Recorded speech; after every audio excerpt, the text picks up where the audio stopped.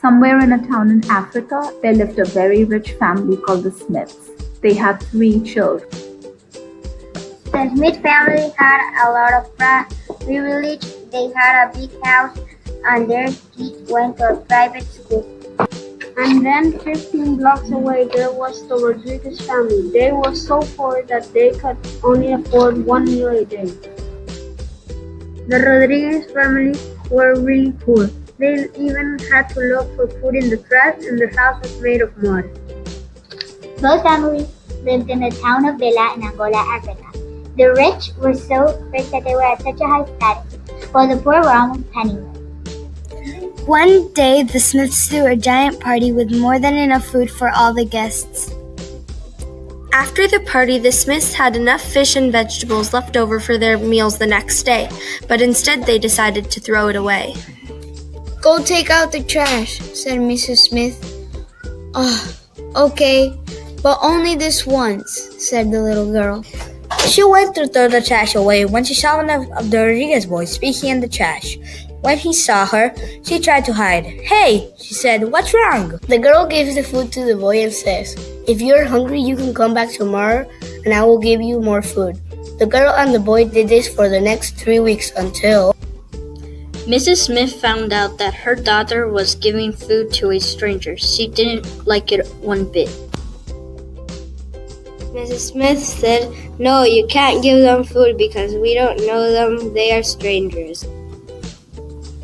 Mrs. Smith said, "You are grounded for talking to strangers." "No, Mom, please don't ground me," begged her daughter. Mrs. Smith told Mr. Smith about what happened. They talked to their kids about it. It's a good idea to give to others when they don't have enough and we have plenty.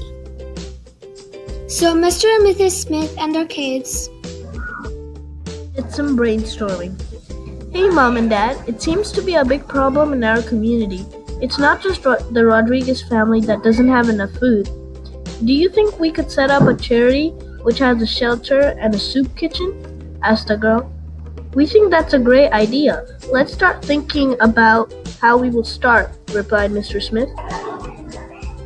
So, the Smith family started a bakery to raise money. At the end, they got enough money to build the soup kitchen and the shelter. After that, they started building and they completed in 6 months. The Smiths started making posters for the soup kitchen and shelter. "After all," he said, "one cannot give people free food if one does not advertise."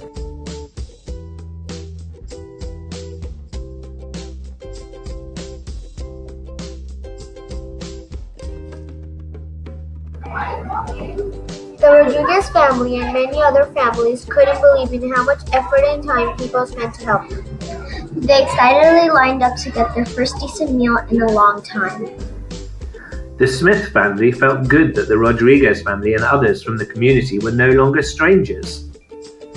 The local news heard about the project and they came out to film the event.